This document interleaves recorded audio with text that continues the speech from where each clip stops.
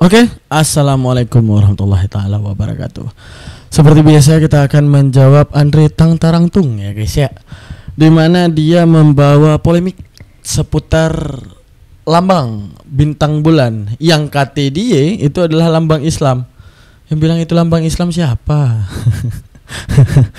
Tanpa meneliti sejarah dahulu ya. Dan kemudian dia menyandingkan dengan penyembahan berhala. Bagaimana statementnya? Mari kita dengarkan. Kalau ini dibuka, bahaya, 100.000 gereja bisa syahadat. 1.000, waduh. Saya cuman terpesona aja, 1.000 gereja ya, bisa syahadat ya.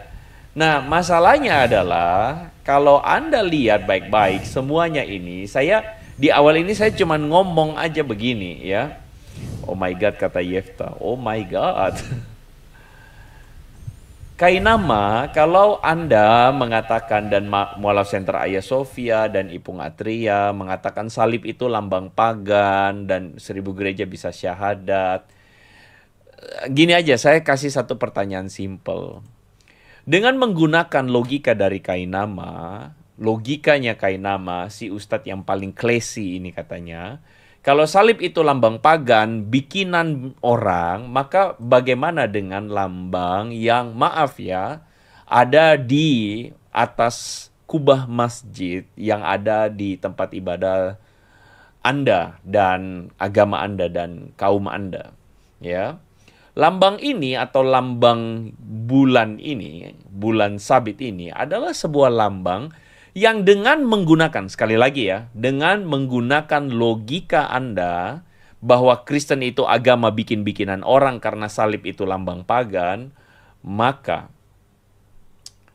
saya akan tunjukkan kepada Anda ada sebuah kesamaan, sekali lagi ya, ini data, dan data itu mengatakan ada sebuah kesamaan dengan lambang agama-agama pagan yang ada di Jazirah Arab sebelum Islam ada atau sebelum Muhammad membawa agama Islam. Ya. Kalau logikamu mengatakan bahwa salib itu ada pada lambang agama pagan, maka Kristen itu agama bikin-bikinan, agama buatan. Apakah kamu konsisten dengan mengatakan bahwa lambang bulan sabit ini sudah ada di dalam agama pagan Arab dan itu ada di atas masjid Anda? Maka apakah kamu konsisten dengan mengatakan bahwa Islam adalah agama yang kamu sebut Kainama, yang kamu sebut dengan agama bikin-bikinan? Konsistenkah kamu? Kita tahu bahwa di dalam penggalian arkeologi kita akan menemukan bahwa dewa bulan itu ada dalam berbagai kepercayaan, bahkan bukan cuma kepercayaan di dalam pagan Arab, tetapi juga kepercayaan misalnya di Mesopotamia, di Babylon. Ini adalah lambang bulan sabit. Dan lambang bulan sabit itu misalnya Anda akan temukan ya, jika Anda membaca literatur-literatur di Arab, teman-teman akan menemukan bahwa ada dewa bulan yang namanya Hubal, dan Hubal itu adalah salah satu dewa yang sangat punya kuasa begitu, dan katanya itu disembah oleh Bani Kusa, Bani Kinanah, dan Quraisy. Dan menurut catatan Islam sendiri yang namanya Makkah dulu itu adalah tempat di mana ada banyak berhala di sana. Dan dewa Hubal itu ada di sana. Dan lambang bulan sabit itu ada di sana. Nah, jadi ini terang benderang menurut saya. Terang benderang menurut saya. Dan dengan menggunakan logika Kainama, sekali lagi, apakah dengan adanya Kata dia teman-teman terang benderang. Apanya yang terang benderang? Gini guys. Oke lah. Dia berarti ingin menyandingkan bahwa bintang bulan udah dipakai oleh dewa Hubal. Sekarang gini, di antara pengibadahan, orang yang menyembah berhala bikin berhala. Islam mana berhalanya? Satu. Terus mereka itu menyembah berhala dengan menobatkan berhala itu sebagai Tuhan. Sekarang mana berhala yang disembah oleh Islam? Satu aja. Ada nggak kira-kira? Anda boleh cocokologi bahwa itu adalah lambang pagan yang ditiru oleh Islam kalau sistem di dalamnya sama. Lalu bagaimana orang ini nggak ngerti arti niru ya, bagaimana Andre? Arti niru itu teman-teman, kita mungkin menyembah berhala yang kita sebut Allah, mereka menyembah berhala yang mereka sebut Hubal, lalu kita adopsi bintang bulan. Itu boleh. Itu baru dinamakan Islam mencontoh dan mengambil lambang bulan bintang. Lalu gimana otak dia? Yang kita sembah selama ini apa? Oh, kalian nyembah batu. Sejak kapan? Sejak kapan pergi ke Arab dan rukun haji adalah cium batu Hajar Aswad? Nggak ada. Kalau desak-desakan Anda nggak bisa mencium, ya udah nggak usah. Terus karena mereka gini teman-teman, karena udah terkontaminasi segala yang disujudin adalah Tuhan, sehingga apa yang disujudkan oleh orang Islam adalah Tuhan menurut mereka ya, mungkin ya. Nah kan mereka itu berasumsi bahwa apa yang kita sujudi selama ini adalah Tuhan bagi kita. Sejak kapan? Sekarang gini, coba kita naik ke mimbar mereka. Gini cara berpikirnya. Coba kita naik ke mimbar gereja dan ngomong, Yesus bukan Tuhan. Marah nggak mereka? Marah, pasti marah, wajib marah. Dan sekarang gantian Re, coba kamu yang ke masjidnya orang Muslim hari Jumat, naik pas lagi rame jamaah, ngomong, wahai orang-orang Muslim, aku ingin kasih tahu rahasia terbesar buat kalian. Apa itu paman? Apa itu paman? Apa itu paman? Apa itu? Apa itu paman? Apa? Andri Tunggal berbicara di depan orang ramai. Batu bukanlah Tuhan. Orang Muslim? Gimana? Hah? Apa? Lu mau bilang rahasia apa tadi? Iya, aku mau bilang batu bukanlah Tuhan. Gimana? Hah? Apa? Batu bukanlah Tuhan. Ya memang. Sejak kapan Tuhan? Gak ada yang marah. Itu cara pakai otak. Cara pakai otak tuh gitu. Ya kan? Kecuali batu bukanlah Tuhan. Wow, ngambek mereka. Hajar Aswad bukanlah Tuhan, ngambek. Ada nggak Muslim nih sekarang nih? Hajar Aswad bukanlah Tuhan. Ya udah, kalau kalian tidak menyembah Hajar Aswad tidak terampun dosa. Ya udah, memang nggak menyembah Hajar Aswad. Yang ampunin dosa siapa? Ya Allah. Hajar Aswad tidak mampu menghapus dosa. Memang yang mampu cuma Allah. Untuk menunjukkan apa? Ini standar yang nggak kena. Dia menyandingkan bintang bulan kepada Dewa Hubal. Sedangkan arti Dewa Hubal itu patung yang mereka buat dan lalu mereka sembah. Sekarang mana patungnya Islam yang disembah dengan modelan kayak gitu? Untuk menunjukkan apa? Ini fitnahan belaka. Beda dengan salib. Sebelum kita bahas tentang sejarah bintang bulan, kita bongkar dulu agama Andri Tunggal, yaitu seputar salib. Oke, mungkin dia nggak setuju salib itu merupakan ajaran daripada paganisme. Oke. Tapi kita boleh tahu dong asal usul salib, karena bagi orang Kristen kan salib yang ada di leher mereka tuh berkat ya kan, berkat kan. Oke. Tapi kalau kita melihat pemberitahuan daripada Elohim, salib itu kutukan. Nggak percaya? Menurut Elohim loh ajaran Musa. Karena kan ya seperti yang kita tahu ya, ajaran Musa itu masih oke lah. Yang aneh itu ajaran setelah Musa ya. Salib yang tadinya kutukan di era Musa jadi berkat di era Kristen. Aneh memang mereka tuh, aneh. Emang aneh. Mana buktinya Bang Daman? Spill dong. Oke, kita sepil ya. Oke, mari kita spill ya. Oke, coba diperhatikan teman-teman. Oke, perjanjian baru yang berbicara masalah salib dapat kita temui nubuatannya daripada nubuatan Rasul Paulus menurut mereka. Nih, Galatia 3:13. Kristus telah menebus kita dari kutuk hukum Taurat. Ada kutuk-kutuk dong. Oke, tapi bagi Kristen tetap aja berkat ye. Tetap berkat. Oke, tetap berkat ya berarti ya. Masa sih? Ya, pokoknya tetap berkat. Oke, Kristus telah menebus. Mana? Kok hilang, oi? Kok ke sini? Kok tiba-tiba gini lah? Karena di sini dah. Kristus telah menebus kita dari kutuk hukum Taurat dengan jalan menjadi kutuk karena kita. Sebab ada tertulis, terkutuklah orang yang digantung pada kayu salib. Ini jelas padahal isinya kutuk. Tapi entah dari mana jadi berkat. Dari mana bisa jadi berkat kan? Ini aja udah kutuk ya.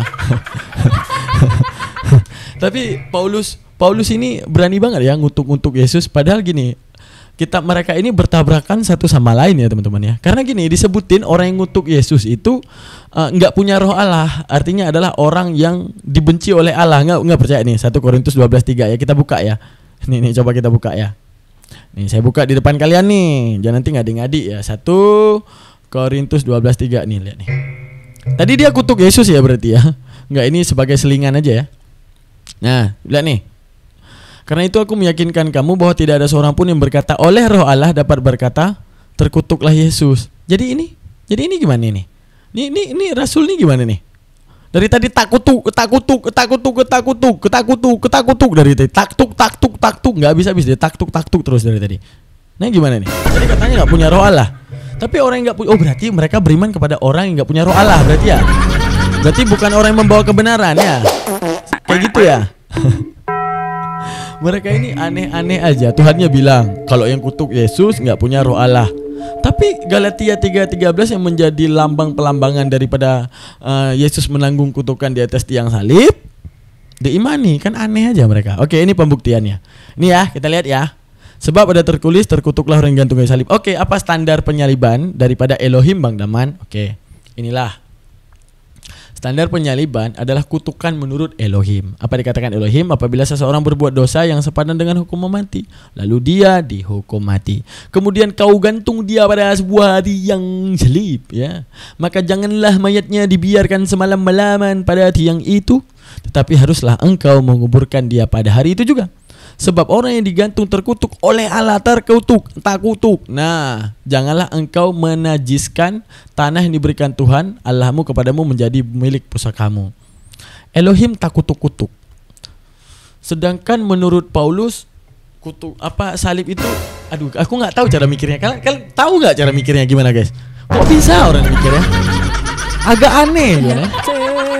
Kayaknya gimana banget. Nggak, gimana cara mikirnya lo? Coba kalian pikirin. Paulus satu sisi kutuk Galatia 3:13 mengutuk Yesus.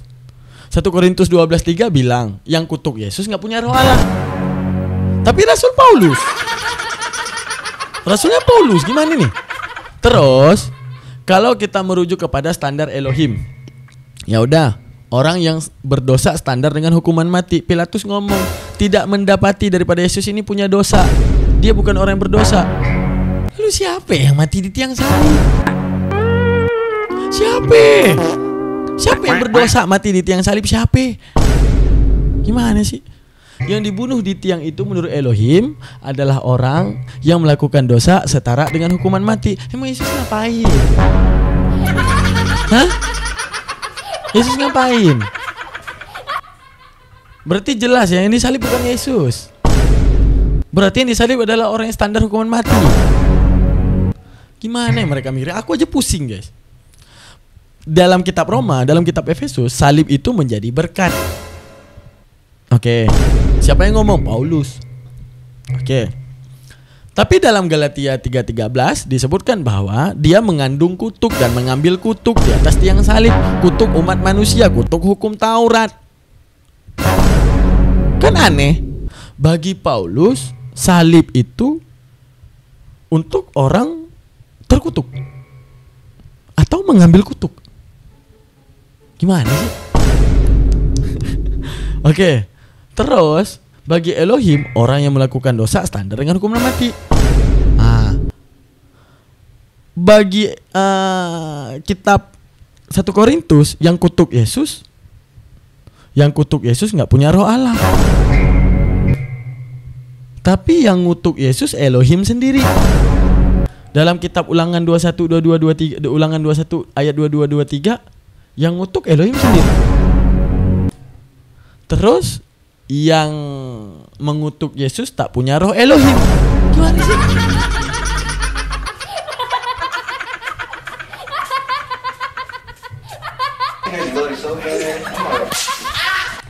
Ini sebenarnya kita yang gagal jadi manusia apa gimana sih? Mereka mikir gak sih? Atau kita yang gagal? Sebenarnya kan di dunia ini yang waras itu kayak Oten. Kita ini adalah orang gak waras sebenarnya. kita berada di zaman yang terbalik ya guys. Pernah mikir ya sih? Tak punya roh Allah orang yang mengutuk Yesus. Oke. Bagi Elohim yang digantung di tiang salib, standarnya orang yang melakukan dosa setara dengan hukuman mati karena dia digantung terkutuk. Oke. 1 Korintus 12:3, tak punya roh Elohim orang yang mengutuk Yesus. Yang ngutuk Yesus Elohim, tapi nggak punya roh Elohim.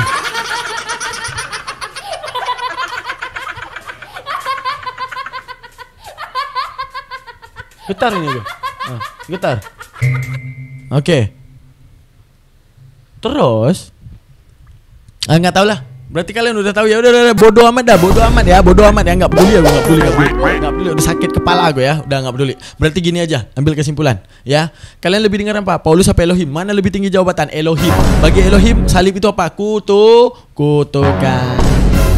Terima fakta. Kutukan ya. Bagi Elohim kutukan. Jelas ya? Jelas ya. Ngapain dengar Paulus? Lebih hebat Elohim dari Paulus? Bagi Paulus pun terkutuk lah. Berarti kutukan juga. Terus salib jadi berkat gimana caranya? Gimana sih? Gimana caranya? Biar salib itu jadi berkat. Bagi Paulus ya kutukan. Bagi Elohim juga kutukan. Oke, kita lanjutin videonya. Terus baru kita jawab yang Islamnya ya teman-teman ya.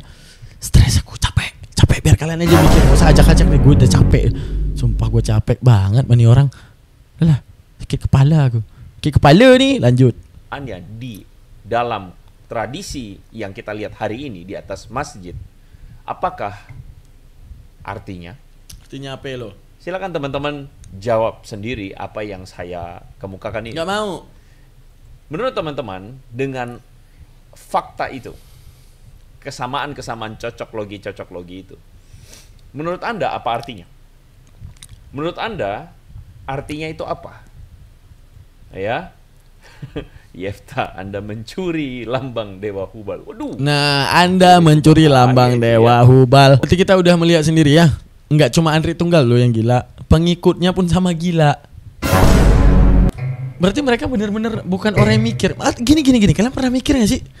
Jangan-jangan kita ini yang gak waras, mereka yang waras. Sebenarnya peraturan dunia itu harus segila mereka. Pernah gak kalian pikir?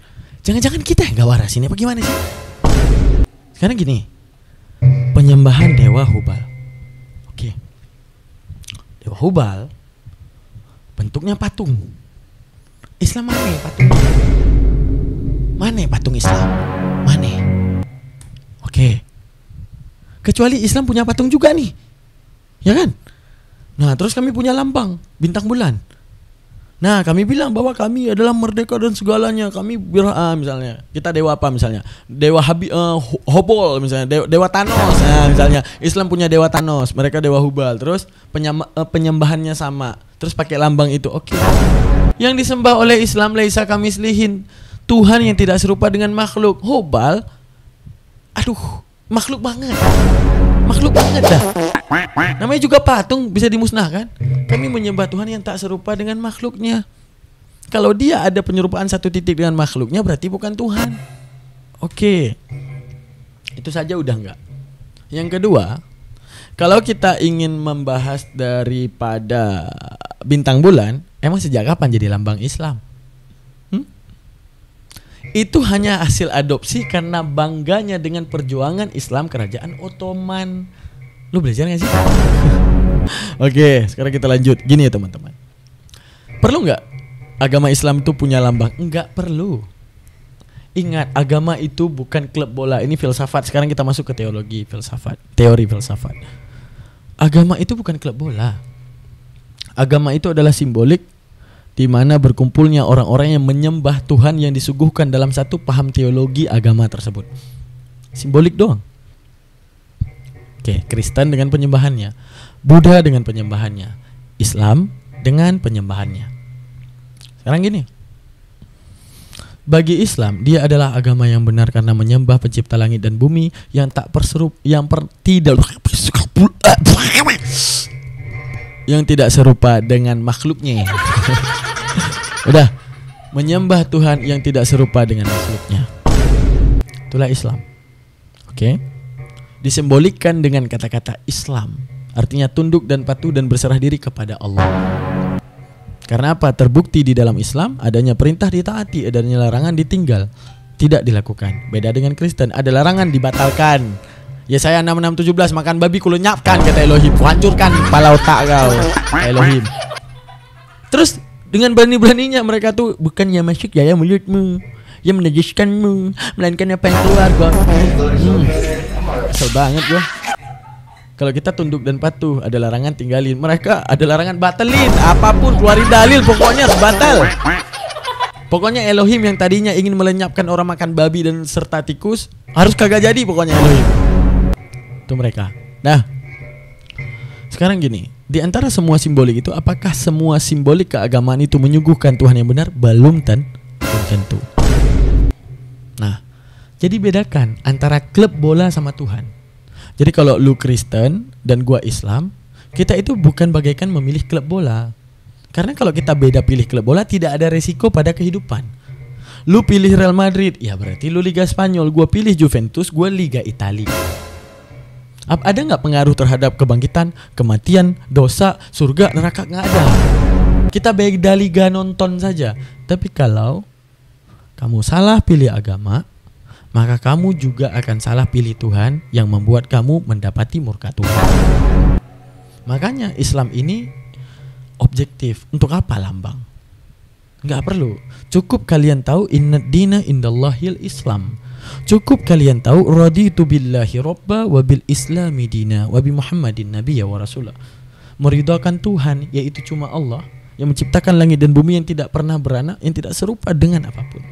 Wa bil islami dina, yang tercakup dalam teologi Islam.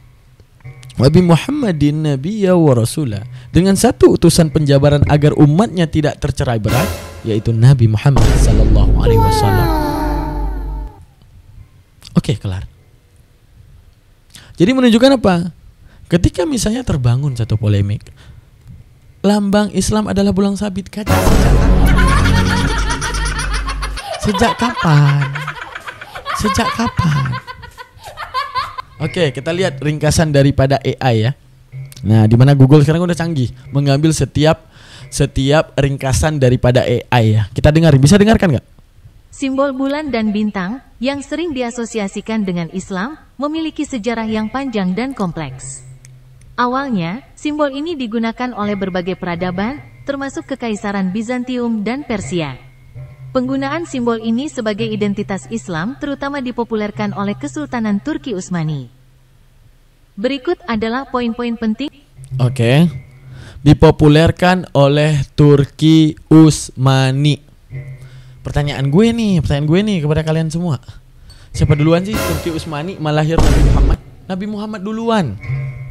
Lalu apa yang terjadi di era Nabi Muhammad? Oten-terenten. Ini yang terjadi. Ini Panji Rasulullah. Ada nggak bulan bintangnya? Kagak ada.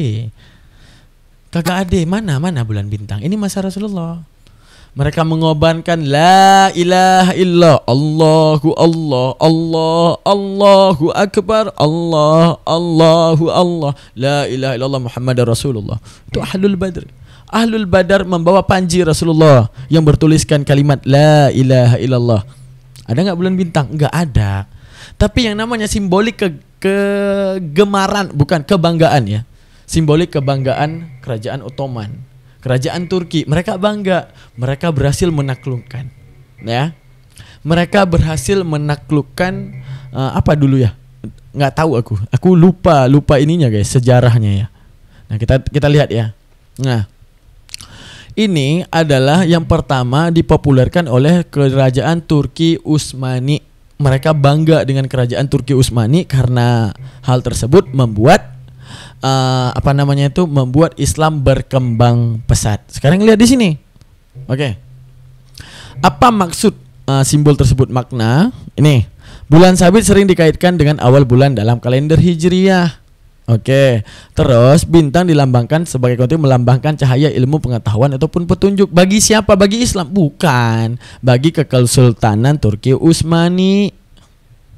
Lalu perlukah Islam butuh lambang? Kagak perlu. Misalnya teman-teman, ini aku tanya kepada kalian. Andaikan lambang Islam sekarang ini saya bangun masjid nih, lambangnya adalah Al-Quran terbuka, boleh nggak? Boleh. Nggak mesti bulan sabit. Tapi kebetulan mengadopsi apa yang disenangi oleh orang Turki saat itu. Hingga mereka katakan itu bagaikan, ingat, bagaikan lambang Islam. Padahal bukan lambang Islam, bukan sabit. Lalu kalau kamu ingin mengaitkan kepada Hubal, seharusnya di era Nabi Muhammad sudah ada bulan bintang. Di era Nabi Muhammad sudah ada dari awal. Dalam perang Badar bulan bintang dibawa, kagak ada. Dalam perang Badar dibawanya panji Rasulullah, kagak ada bulan-bulan bintang. Kapan diperkenalkan bulan bintang pertama kali sesuai tadi ringkasan AI? Semenjak kerajaan Turki Utsmani. Jadi lambang Islam itu apa Bang Daman? Kagak ada. Apapun yang lu mau lambangkan boleh. Lu mau lambangin tasbih depan di atas masjid, lu cor bentuk tasbih, boleh nggak? Boleh. Tergantung kebanggaan kalian mau apa. Kagak ada tuh ketika ada satu masjid berlambang tasbih, wow demo itu bukan masjid yang kagak ada. Gimana sih? Kesel banget gua. Goblok banget yang ditunggal. Kesel ya teman-teman. Misalnya saya bangun masjid, lambang tasbih. Ada nggak yang mau nentang saya? Kagak ada. Atau lambang Quran terbuka, boleh. Atau runcing doang satu biji melambangkan tauhid, boleh. Boleh. Berarti lo lambang bulan bintang itu karena apa? Ya karena mengadopsi daripada kerajaan Turki Utsmani, kerajaan Islam saat itu. Karena kebanggaan mereka dengan kerajaan mereka. Yang bagi mereka bintang itu kalender hijriah, bulan itu kalender hijriah, awal pengambilan kalender hijriah. Yang namanya bintang itu adalah sumber cahaya daripada Islam, menerangi semua otak-otak manusia yang nyembah manusia. Itu. Aduh, kalau seandainya itu lambang Islam, saya hari ini bangun masjid ya dengan lambang tasbih, kena marah coy. Ini nggak ada yang marah. Oke, kita simak dulu ya. Apa-apa saja ringkasan daripada AI ya. Aduh, kesel banget aku, kagak ada mikir-mikirnya nih orang. Nyamain dengan Dewa Hubal. Misalnya gini, dia nyamain dengan Dewa Hubal. Boleh nyamain. Mana patung kami? Mana berhala kami? Mana? Tunjukin. Kalau kami nyembah berhala boleh. Karena dia terlanjur lihat apa yang disujuti adalah Tuhan. Jadi apapun yang disujuti oleh orang Islam adalah Tuhan. Sehingga dia menobatkan bahwa Ka'bah adalah Tuhan bagi dia. Oke. Sekarang gini, Ndri Tunggal, gue sering sholat depan gue ada ini loh, ada kulkas. Gue nyembah kulkas ya, karena gue sujud depan kulkas gitu. Atau kita sujud depannya ada motor Mio, berarti Islam nyembah apa? Nyembah motor Mio maksud lo? Ha? Nyembah motor Mio. Masa sih? Maksud lo kami nyembah motor Mio karena kami sujud depannya motor Mio, maksudnya gitu. Gimana sih, kagak ada pakai otak-otaknya ya. Aneh. Yaudah, selanjutnya kita dengarkan ringkasan AI. Ya, sama-sama kita simak. Ini terkait asal-usul simbol bulan dan bintang. 1. Penggunaan awal. Simbol bulan dan bintang tidak secara eksklusif berasal dari Islam. Sebelum digunakan oleh kekaisaran. Jelas ya, simbol bulan dan bintang tidak secara eksklusif berasal dari Islam. Jelasnya. Udah dibilang bukan simbol Islam, simbol kebanggaan orang Turki, kerajaan Turki Utsmani. Kebetulan karena pesatnya Islam di eranya, makanya dipakai lambangnya sekarang. Kagak ada niru-niru, kagak ada. Kalau niru-niru nyembahnya sama-sama nyembah berhala, coy, sama-sama nyembah berhala. Mana sih? Lanjut lagi. Lanjut, bro. Ottoman, simbol ini sudah ada dalam berbagai budaya dan peradaban. 2.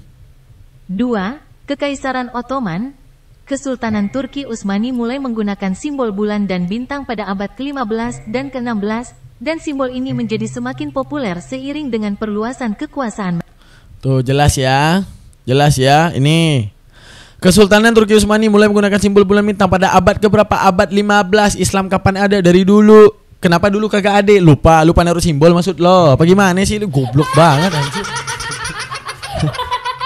Kesel banget gitu ya guys ya. Ini abad 15 baru 16. Jadi sejak kapan jadi simbol Islam? Ini Kekaisaran Ottoman bangga dengan bulan dan bintang. Bulan adalah pertama Hijriah, bintang adalah penerusan daripada cahaya keislaman, dan mereka menganggap diri mereka sang sumber cahaya itu.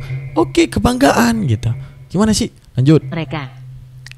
3. Simbol dalam Islam. Setelah penaklukan Konstantinopel, sekarang Istanbul, oleh Ottoman, simbol bulan dan bintang diadopsi secara luas oleh negara-negara muslim dan menjadi simbol yang kuat dalam identitas Islam. Tuh, berarti adopsi kan? Jelas ya, ini ringkasan AI loh. Seluruh Google ini kesimpulannya diadopsi secara luas. Diadopsi secara luas oleh negara-negara muslim. Paham arti diadopsi? Bukan daripada syariat pertama. Berarti simbol bulan bintang lambang Islam bukan? Ya bukan coy. Gue kesel banget. Mandri bentar teman-teman bentar. Gue geplak deh dulu. Nggak bisa. Dia harus digeplak. Ntar gue kesel. Mana dia? Mana nih anak? Ah, bagus. Oke, kita kasih dulu ya geplakan terindah kita. Mana yang paling gede mukanya? Aduh, ini kena nggak? Ini nggak kena guys, bentar. Ini kena deh, coba. Oh, kena. Bagus, gas bang. Sambil ngopi kita bang. Ngopi jangan lupa ya guys ya. Bagus. Ajar bang. Mantap bang. Kesel banget ada orang sebodoh ini. Kesel ya guys ya. Oke, kita lanjut ya guys ya. Kita lanjut yang tadi, data tadi. Sambilan kita nyari tahu apa sih ya gitu. Ya berarti dari adopsi ya guys ya. Dengar lagi. 4. Makna dalam Islam. Secara tradisional, bulan sabit sering dikaitkan dengan awal bulan dalam kalender Hijriyah dan juga bisa melambangkan kebangkitan dan pembaharuan. Bintang, dalam konteks ini, bisa melambangkan cahaya, ilmu pengetahuan, atau petunjuk. Dan 5. Penggunaan dalam bendera. Banyak negara mayoritas muslim menggunakan simbol bulan dan bintang pada bendera mereka, seperti Turki, Aljazair, dan Pakistan. Namun, perlu dicatat bahwa simbol ini juga digunakan oleh beberapa negara non-muslim, seperti Singapura. Jelas ya? Berarti jelas ya? Negara non-muslim aja pakai, emang masalah Islam. Kalau itu lambang Islam, kami ngambek. Anjir itu lambang kami, non-muslim gak boleh pakai kan gitu ya? Biasa aja.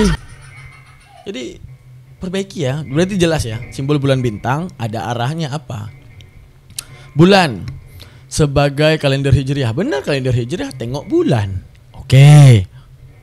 Bintang bercahaya sebagai sumber ilmu dan petunjuk. Oke, cocok. Salib kagak ada jelas-jelasnya. Bagi Paulus terkutuk di tiang salib. Bagi Elohim dosa standar hukuman mati. Yang ngutuk Yesus nggak punya roh Elohim.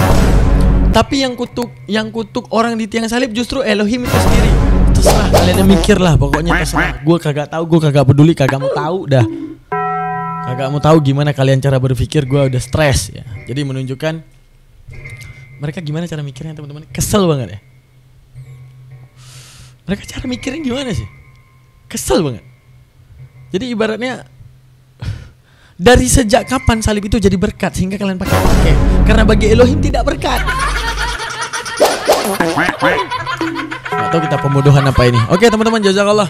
Jangan lupa subscribe, like dan komen. Jangan lupa titipkan komentar dan jangan lupa buat infak di rekening yang ada di bawah ini ataupun di link Saweria yang ada di kolom deskripsi. Oke, saya Daman Huri. Pamit undur diri. Assalamualaikum warahmatullahi wabarakatuh. Tetap bodoh seperti Andri Tunggal. Bye.